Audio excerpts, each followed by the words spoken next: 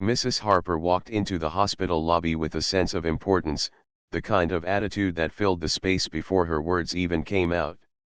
She was dressed in expensive clothes, a silk scarf around her neck, and her shoes clicking loudly on the marble floor. Her face was pale, and she looked uncomfortable, but even in her state of pain, she carried herself as though the world owed her attention. Nurses at the reception desk noticed her immediately because of the way she waved her hand impatiently, demanding quick service. "I need to see a doctor right now," she said sharply, her voice echoing across the waiting area. Her words were not just urgent but also edged with the kind of tone that made people nervous. The receptionist, a young nurse named Carla, quickly checked the appointment screen and explained politely that an emergency doctor would see her soon. But Mrs. Harper was not satisfied. She muttered under her breath about how slow everything was, how these places never understood who they were dealing with. As she was being directed toward the examination room, her eyes caught sight of Dr. Naomi Johnson, who had just stepped out of another patient's room. Dr. Johnson was a tall, confident woman with warm brown skin and kind eyes. Her presence alone gave assurance to the people she treated. She had spent years in medicine, earning respect from her peers, but her calm strength was what patients noticed most. She carried her stethoscope not just as a tool but as a symbol of her promise to heal.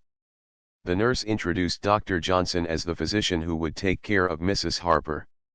The moment Mrs. Harper heard the name and looked at her, her lips tightened. Instead of relief, irritation washed over her face. She folded her arms and looked Dr. Johnson up and down with a critical gaze. "You?" Mrs. Harper said, her tone dripping with disbelief. "Aren't there any senior doctors available? I need someone experienced, not just anyone."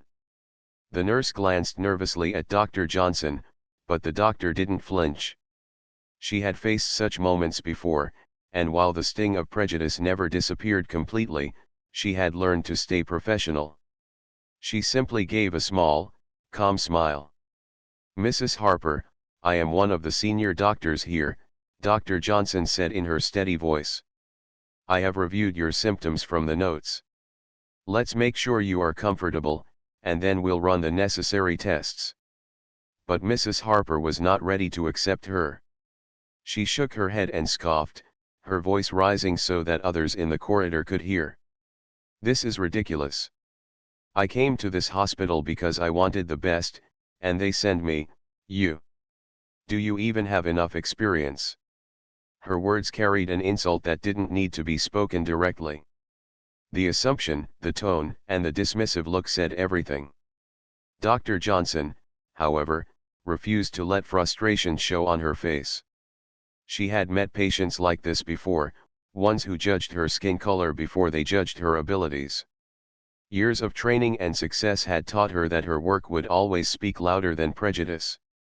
Calmly, she gestured toward the examination bed. "Why don't you sit down, Mrs. Harper? You're not looking well, and I'd like to check your vitals before anything else. Your health is the most important matter right now." Mrs. Harper hesitated, clearly torn between her pride and the sharp pain twisting in her abdomen. She finally sat down but muttered under her breath about how she didn't want to be treated by someone like this. The words were low, but the sting was sharp enough for everyone in the room to hear. Carla, the nurse, bit her lip and lowered her eyes, uncomfortable at the insult. The air in the room felt heavier, yet Dr. Johnson moved gracefully, pulling on her gloves and preparing the equipment. She asked questions in her usual calm tone, ignoring the insults that hovered in the background.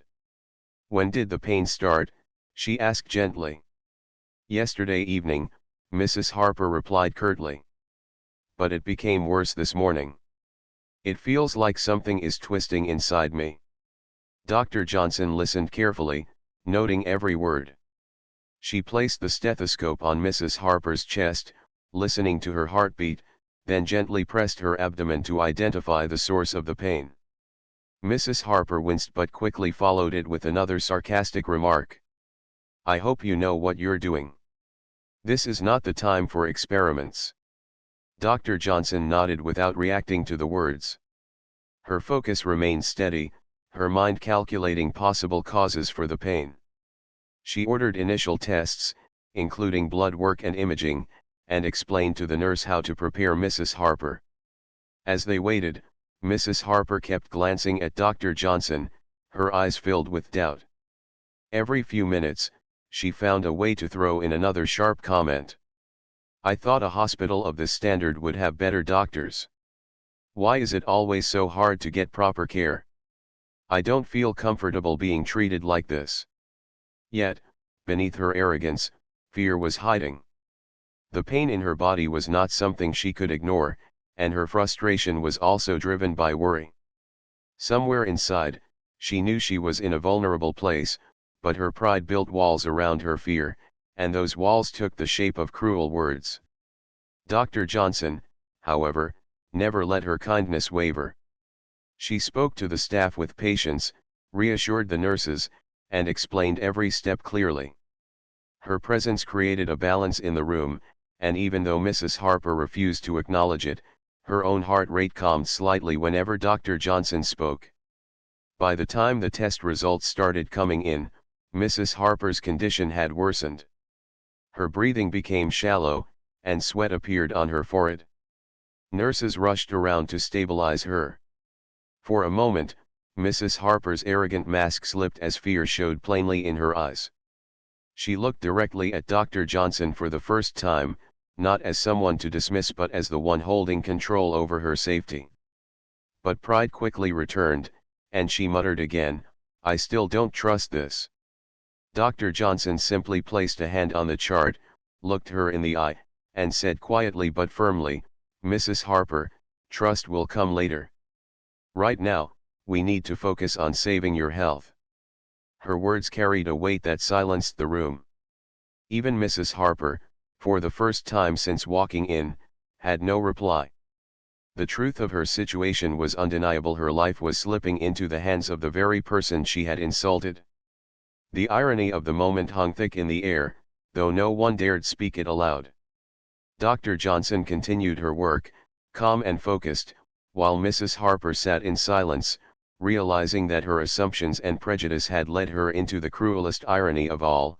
The woman she had dismissed so easily might be the only one standing between her and disaster. And with that, the story of their complicated connection had only just begun. The silence in the examination room was broken only by the faint hum of machines and the beeping sound of the monitor attached to Mrs. Harper. The test results were beginning to show irregularities, and Dr. Johnson's eyes quickly scanned the report. What she saw was concerning. Mrs. Harper's condition was more serious than it had first appeared. Her body was showing signs of an internal complication that, if left untreated, could turn into a life-threatening emergency. Dr. Johnson took a quiet breath, steadying herself before explaining. She had faced these situations many times, and each time she knew her first responsibility was to the patient's safety. Mrs. Harper, she said gently, your test results show something unusual. We need to act quickly to prevent further damage. Mrs. Harper shifted on the bed, wincing from the pain, her pride still holding her back from showing full vulnerability. She glanced at Dr. Johnson with narrowed eyes. Unusual? What do you mean by that? Are you certain you're reading it correctly? The question wasn't innocent, it was layered with doubt, as if she believed Dr. Johnson was incapable of understanding the charts. But Dr. Johnson didn't let the sting reach her heart. She pointed to the reports calmly. The results are clear. I've seen this condition before. You have an obstruction, and it could lead to serious complications. We need to begin treatment immediately, and depending on how your body responds, surgery might be required. The word surgery caused Mrs. Harper to stiffen. Her fingers gripped the edge of the blanket tightly, her face turning pale. Surgery? No, no. I didn't come here for that. I came for quick relief, not for you to start cutting into me. Dr. Johnson remained composed, lowering her voice but keeping it firm. I understand it sounds frightening, but my duty is to give you the truth. If we don't act now, things will get worse. You are already in pain, and the signs are pointing toward a dangerous escalation." At that moment, another nurse entered, whispering to Dr. Johnson that the head surgeon was in another operation and would not be available for hours. Dr. Johnson gave a small nod, then returned her focus to Mrs. Harper. Inside, she knew the truth: the other doctors either lacked the specific experience or were already occupied. For this kind of case, she was the only one available with the right training. Mrs. Harper seemed to sense this as well, and panic began to rise within her. She tried to sit up, but the pain forced her back down. "Don't tell me you're the only one who can handle this," she said, her voice filled with disbelief and fear. Dr. Johnson met her eyes steadily. "Right now, yes. But let me assure you, this is my area of expertise. I have handled situations like yours many times. I became a doctor to save lives, and I am here to save yours." The words echoed in the room. The irony hung heavily. Mrs. Harper had insulted this very doctor only minutes before, and now she was hearing that her survival depended on the same woman. She didn't reply immediately. Instead, she turned her face to the side, staring at the wall, as if hoping someone else would walk through the door and rescue her from the truth. But no one else came. Only Dr. Johnson stood there, calm, steady, and ready. As the nurses prepared for lines and emergency equipment, Mrs. Harper's condition began to worsen. Her breathing became labored, and sweat dampened her forehead. Her voice shook as she whispered, "I can't believe this is happening to me." Dr. Johnson moved closer, adjusting the oxygen mask. "You don't have to believe it, Mrs. Harper. You only have to trust that we will do everything to keep you safe." Her tone was not forceful but reassuring, and even though Mrs. Harper didn't want to admit it, a part of her felt comfort in that calm certainty. Time passed slowly as the medical team worked. The preparation for surgery began, with Dr. Johnson giving clear instructions to the staff. Every word she spoke was measured and confident, showing years of training and leadership. The nurses followed without hesitation because they knew Dr. Johnson's reputation. She had saved patients who seemed beyond saving before, and her focus in critical moments was unmatched. Meanwhile, Mrs. Harper lay on the bed, torn between pride and fear. Her body was weakening, her strength fading, but her mind still clung to prejudice like a shield. She thought about her life outside the hospital, the friends who admired her social status, the circles where she always spoke with authority, the reputation she carried. To admit that her life was in the hands of a woman she had insulted felt unbearable. Yet the reality of pain broke through pride. Tears filled her eyes, not just from fear but from the weight of helplessness. She had built her life on control, and now control was slipping away from her completely. Dr. Johnson noticed the tears but didn't comment. She knew that sometimes the greatest battles were fought inside the patient's heart, not in the operating room. Instead, she focused on the charts, her mind already calculating the best approach for the coming procedure. Carla, the nurse, leaned toward Dr. Johnson quietly. "She still doesn't trust you," she whispered, concern in her eyes. Dr. Johnson gave a small smile. "She doesn't need to trust me yet. She just needs me to save her. The rest will come later." Those words carried wisdom that only years of hardship could teach. Dr. Johnson had learned long ago that prejudice could not always be erased by arguments or explanations. Sometimes, it was erased only by undeniable truth, the truth of action, of skill, of compassion stronger than hate. As the hours stretched on, Mrs. Harper's condition reached a critical point. Her pulse weakened, and alarms from the machines filled the room.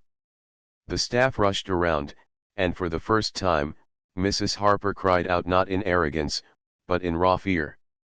"Help me! Please, someone help me!" Dr. Johnson stepped forward, her voice firm above the chaos. "I am here, Mrs. Harper. I won't let you go.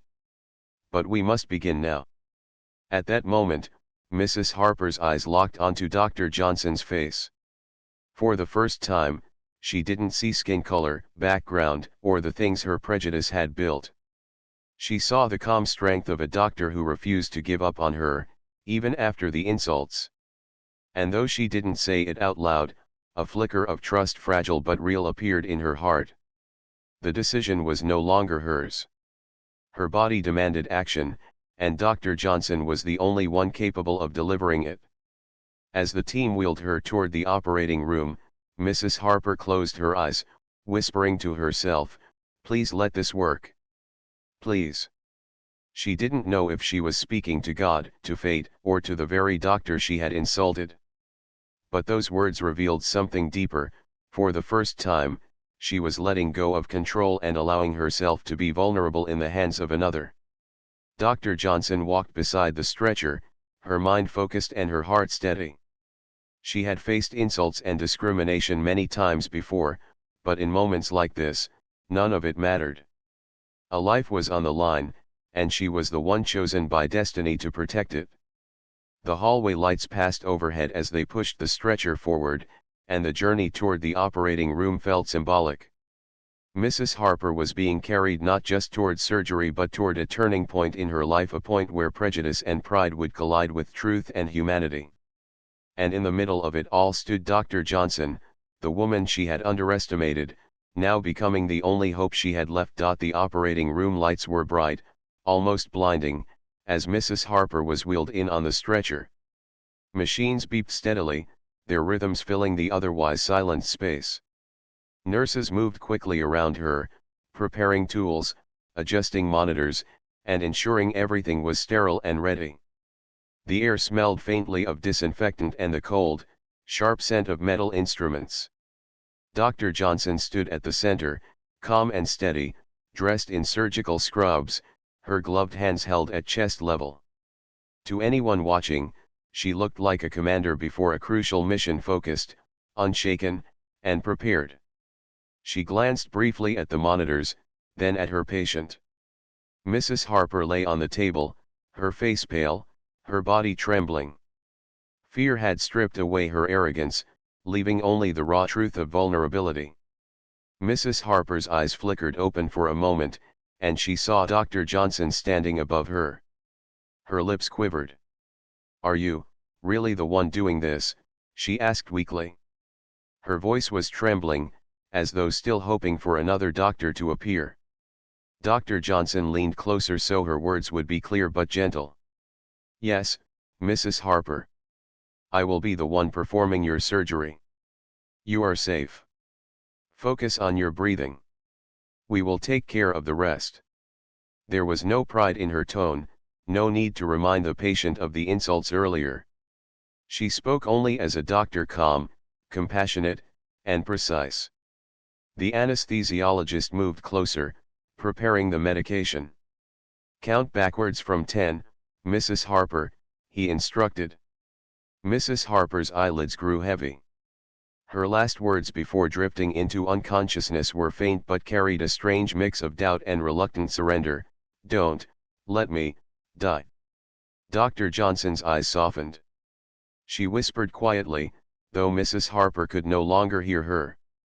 "I won't." The surgery began.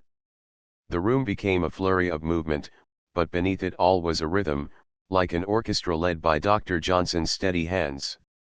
Every nurse, every assistant, followed her instructions without hesitation. Her voice, firm but calm, cut through the noise of machines. Scalpel. Clamp. Suction. Each word was measured, each action flowing into the next. Inside, the work was delicate and dangerous.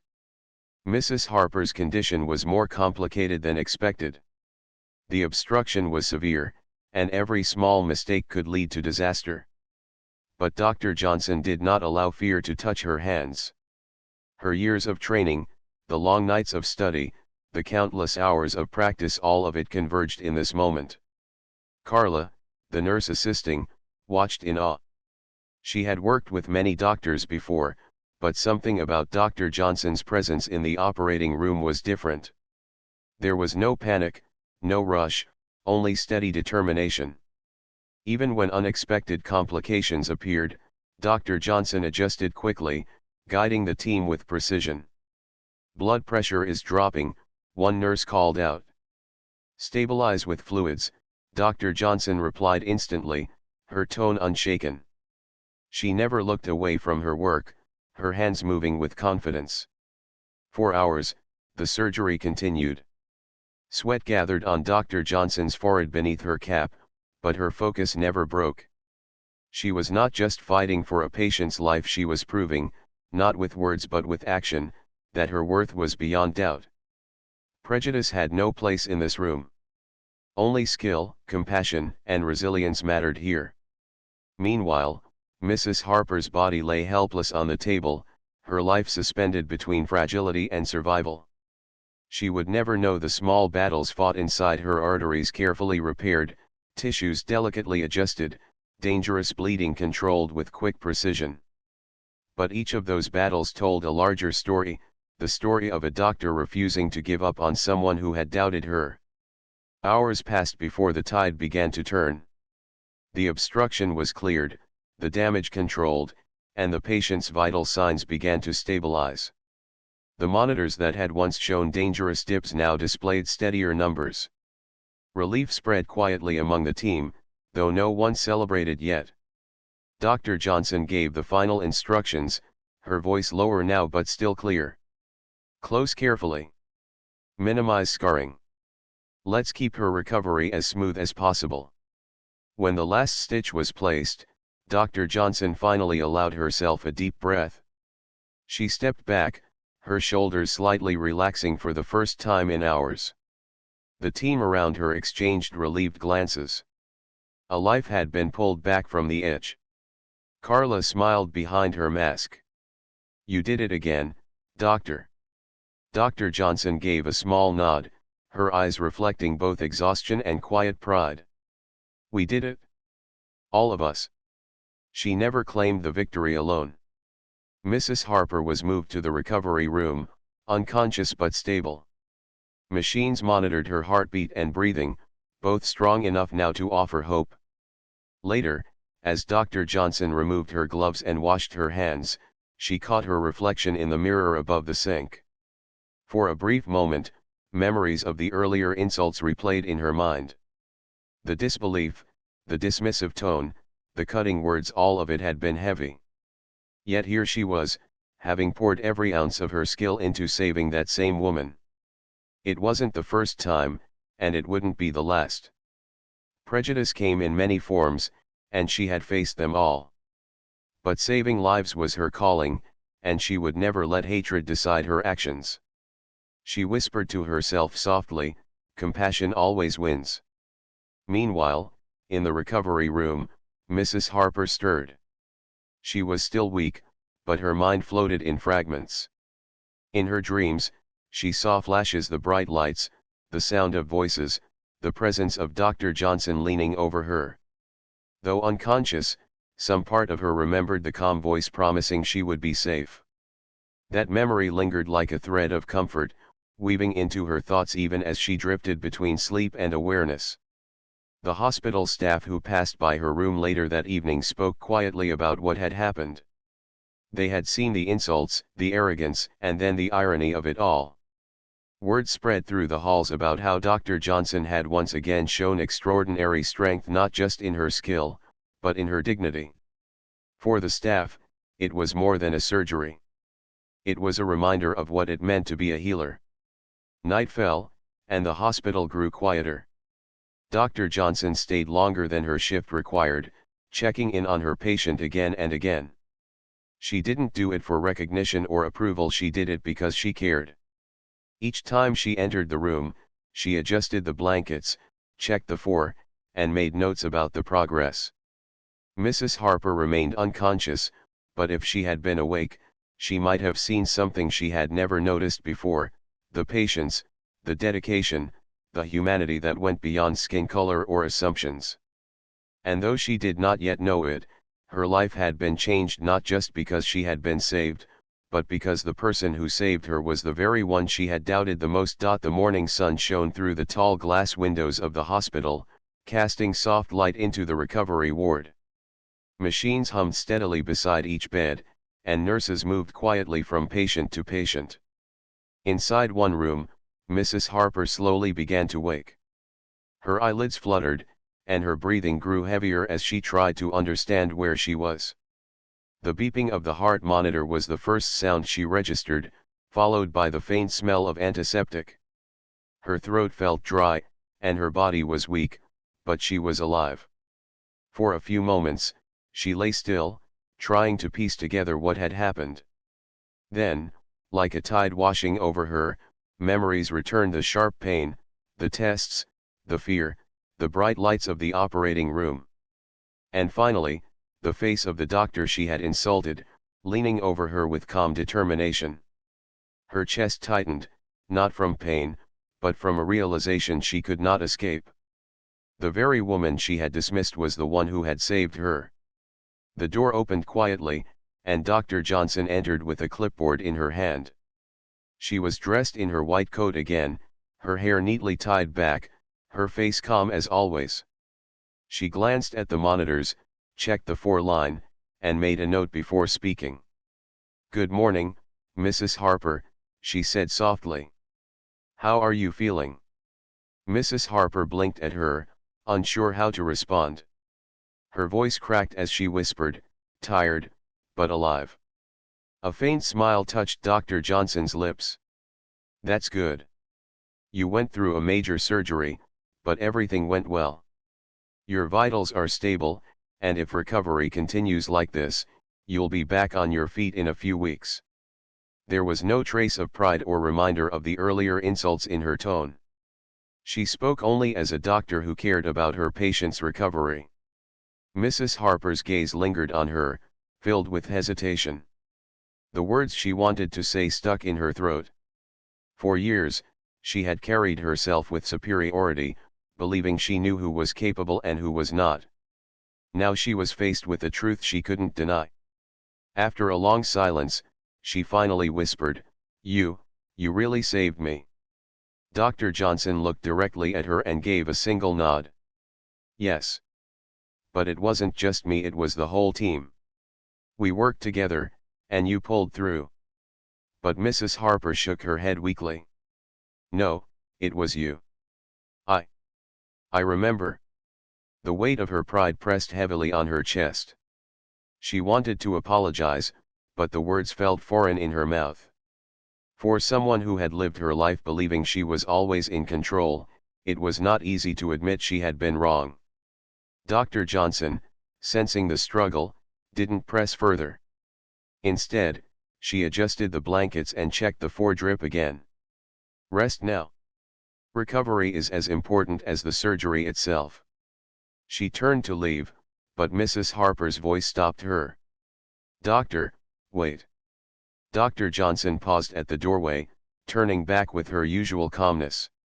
Mrs. Harper's eyes filled with tears. Her voice was low and trembling. "I was cruel to you. Before. I said things I shouldn't have. And yet, you still saved me. Why?" The room fell silent. Even the machine seemed to hum more softly, as if waiting for the answer. Dr. Johnson stepped closer and set the clipboard aside. She pulled up a chair and sat beside the bed, her eyes gentle but steady. "Because you are my patient.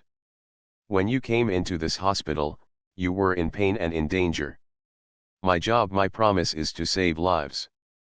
That is what I do, no matter who the person is, or what they may have said." Mrs. Harper swallowed hard, ashamed of her earlier behavior. Her lips trembled as she whispered, "I don't deserve that kindness after how I treated you." Dr. Johnson shook her head. "Every person deserves care. Illness does not choose based on status, race, or wealth. And neither do I. Medicine is about compassion. That is what I believe." Those words struck deep in Mrs. Harper's heart. For the first time in years, she felt small, not because someone had humiliated her, but because the truth she had ignored her entire life stood so clearly in front of her. Tears rolled down her cheeks silently. She turned her face away, embarrassed by her own weakness, but Dr. Johnson gently placed a hand on her arm. "There is no shame in learning, Mrs. Harper. Sometimes life teaches us lessons in ways we never expect." The kindness in her voice only deepened the weight of guilt Mrs. Harper carried. She had built walls of prejudice for years, but in a single night, those walls had begun to crumble. She realized now that strength did not come from arrogance or status, it came from dignity, compassion, and courage. In the days that followed, Mrs. Harper's recovery was slow but steady. Each morning, Dr. Johnson came to check on her, asking about her pain levels, adjusting medication, and encouraging her to sit up and move a little more each day. The staff noticed how Mrs. Harper's attitude began to shift. Where once she had spoken with arrogance, she now spoke with humility. She thanked the nurses, listened to instructions carefully, and when Dr. Johnson entered the room, she greeted her with respect. One afternoon, as sunlight poured into the room, Carla came in to check her blood pressure. Mrs. Harper surprised her by saying, "You and Dr. Johnson, you are both angels. I don't know how to thank you enough." Carla smiled, touched by the change in her tone. She had seen patients transform before, but rarely so dramatically. She simply replied, "The best thanks is taking care of yourself." Later that evening, Mrs. Harper asked to speak privately with Dr. Johnson. When the doctor arrived, Mrs. Harper took a deep breath and said, "I need to tell you something. Before all this happened, I thought I understood the world. I thought I knew who was capable and who wasn't. But I was wrong. So very wrong. I looked at you and judged without even giving you a chance. And now I realize, you are the reason I am alive." Her voice cracked as she added, "I am sorry, Dr. Johnson. Truly sorry." Dr. Johnson listened quietly, her expression soft. She nodded slowly and replied, "I accept your apology, Mrs. Harper. But remember, change is not about saying sorry once. It is about how you live moving forward. What matters is what you do after this moment." Those words lingered with Mrs. Harper long after Dr. Johnson left the room. For the first time in her life, she understood that respect was not something tied to appearances or status. It was earned by character, by actions, and by the heart. She lay in bed that night, staring at the ceiling, thinking about all the times she had judged others unfairly. She remembered dismissing waiters, looking down on neighbors, even ignoring people who tried to be kind. Now, lying in a hospital bed saved by the very person she had insulted, she knew she could not return to her old ways. The experience had broken something inside her, but in its place, it had planted a seed of humility. And as the moonlight streamed through the window, she whispered into the quiet room, "Thank you, doctor. You saved more than my life, you saved my soul." Days passed, and Mrs. Harper's health improved little by little. Each morning she felt a bit stronger than the day before. The pain in her abdomen lessened, her movements became easier, and the fear that had once clouded her heart began to lift. But alongside her physical healing came something deeper, an awakening that changed how she saw the world. Every time Dr. Johnson entered the room, Mrs. Harper felt a mixture of gratitude and shame. Gratitude, because this doctor had saved her life. Shame, because she remembered her own words, her own prejudice, her own arrogance. She often wondered how Dr. Johnson could look at her without bitterness. Yet every time, the doctor's face carried only kindness, patience, and quiet strength. One morning, Dr. Johnson came in with her usual clipboard and asked the familiar question, "How are we feeling today?" Mrs. Harper smiled faintly. "Better. Much better. I even managed to sit up by myself for a few minutes this morning." "That's excellent progress," Dr. Johnson replied, her voice warm. "Keep it up, and you'll be able to walk the halls soon. Recovery is about taking small steps."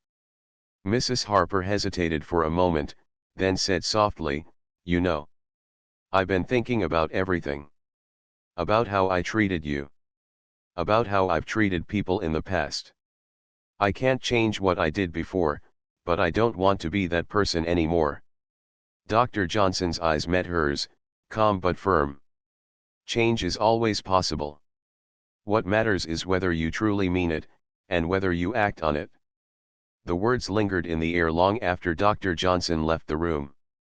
For the first time in many years, Mrs. Harper felt something unfamiliar: humility.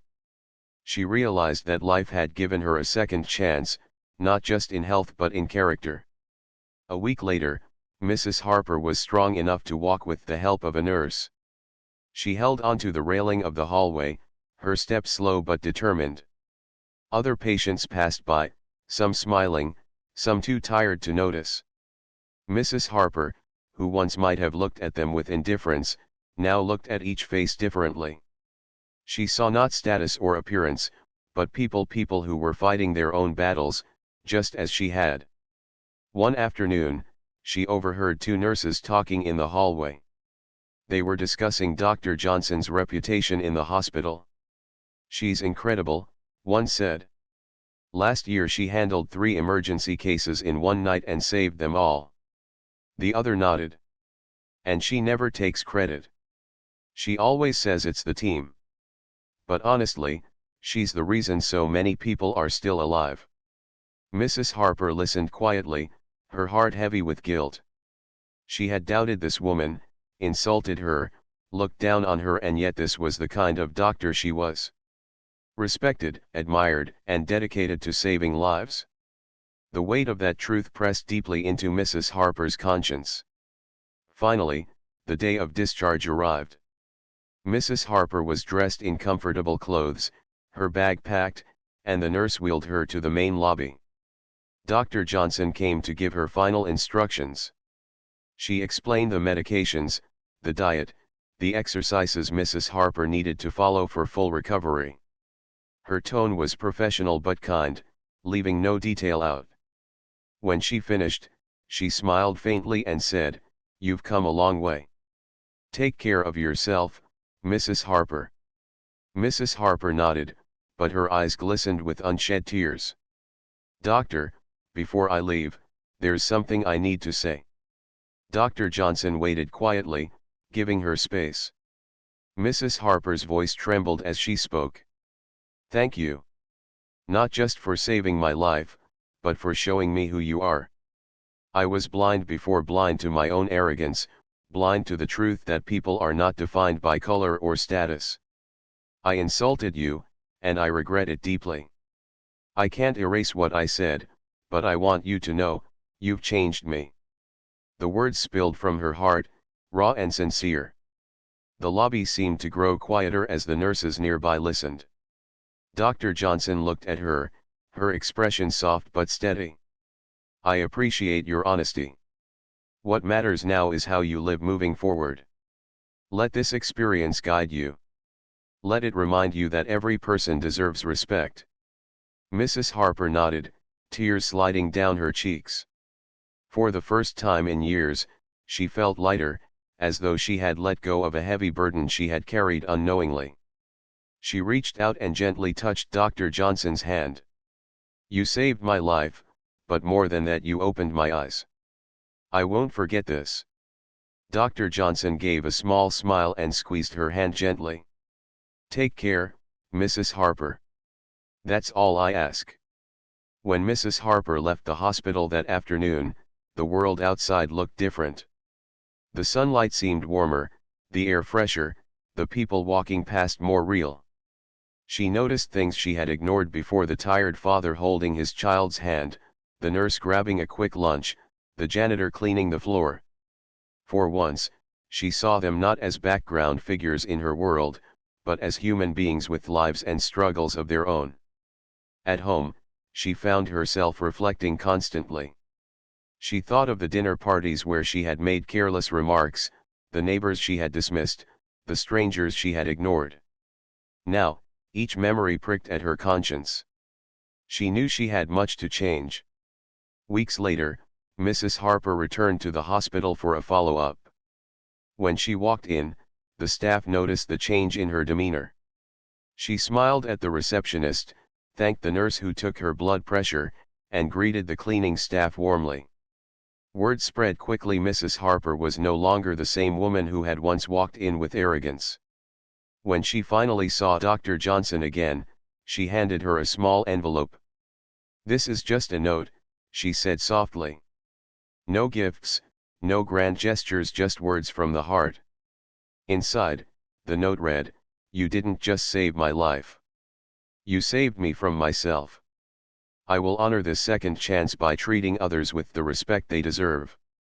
Dr. Johnson read the note quietly, her lips curving into a faint smile. She didn't need thanks or recognition, but seeing someone truly change, that was the greatest reward of all. In the months that followed, Mrs. Harper kept her promise. She volunteered at community events, supported health programs, and even began donating to scholarships for young medical students from underrepresented backgrounds. Each act was her way of making amends, of ensuring that the lesson she had learned was not wasted. Her friends noticed the difference too. They asked, "What happened to you?" And she would reply simply, "Life taught me a lesson in the most unexpected way." She never told the full story in detail, but in her heart, she always carried the memory of that hospital room, the operating lights, and the calm face of the doctor she once doubted. And so, the story came full circle. Mrs. Harper, once blinded by prejudice, had been humbled by the very person she thought unworthy. Dr. Johnson, steady and compassionate, had shown that true strength lies not in power or pride but in kindness and integrity. One woman walked away with a changed heart. The other continued her journey as a healer, knowing that every life she touched was a chance to prove that compassion will always be stronger than hate. And somewhere deep inside, Mrs. Harper carried a quiet truth she would never forget: the only reason she was alive was because the person she had insulted had chosen to save her anyway.